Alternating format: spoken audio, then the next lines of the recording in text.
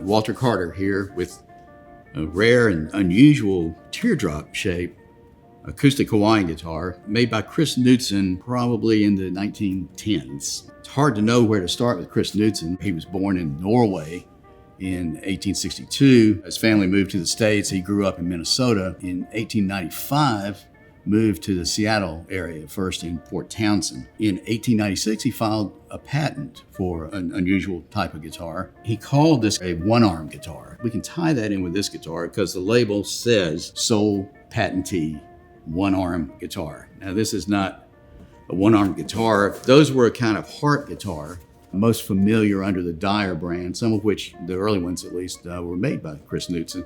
Around 1900, the music of Hawaii started becoming popular on the mainland. We always date the Hawaiian craze to 1915 when the Panama Pacific Exposition opened in San Francisco, and the Hawaiian territory had a pavilion there, and the music suddenly became the rage. But there was widespread interest in the U.S. in Hawaiian music long before that.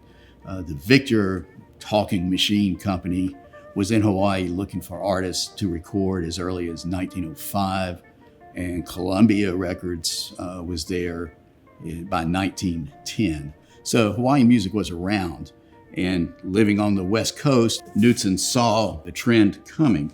And theory is that he adapted the hollow arm to the neck of a Hawaiian guitar. You play it with a steel, no need to fret it. In fact, there are no frets on this guitar. Then increased the volume of air in the guitar, gave it a really rich,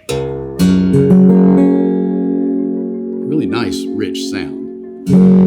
And plenty of sustain, which was pretty good for the Hawaiian music of the day. It was fairly simple. The steel parts were there, but not jazzy as they would be later, say in the 20s, and certainly not the long, fluid, sweet Leilani type of style. This teardrop shape is not typical. Most of the Knutsens have a kind of guitar shape, but just to illustrate the diversity, this is a Hawaiian guitar, square neck, but it still has two of the heart guitar strings.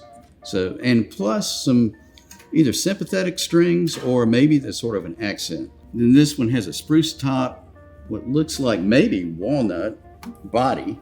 This appears to be all koa. This one is spruce top with what collectors today call red gum, which I believe is a Hawaiian eucalyptus. Is another example of the diversity of Knutsens. Note the 6-on-a-side headstock. This guitar was made about the time Leo Fender was born. The headstock idea was around for a long time.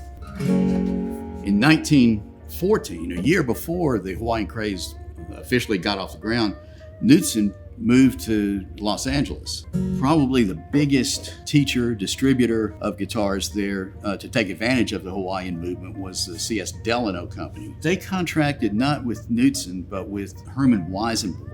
Weisenborn made them in very much the same style as Knutsen, except that they were more standardized. Knutsen continued to make guitars well into the 20s, but Weisenborn became the major maker. Started its own company in 23. It was the most popular style of Hawaiian guitar in the late 20s. By 1930, this guitar was a relic of a far distant past. Hawaiian music had changed dramatically during that time, and this guitar wouldn't fit in at all. But if you want to hear the sound that got Hawaiian music off the ground and sort of captured the fancy of Americans back in the teens, pick up one of these Knutsens.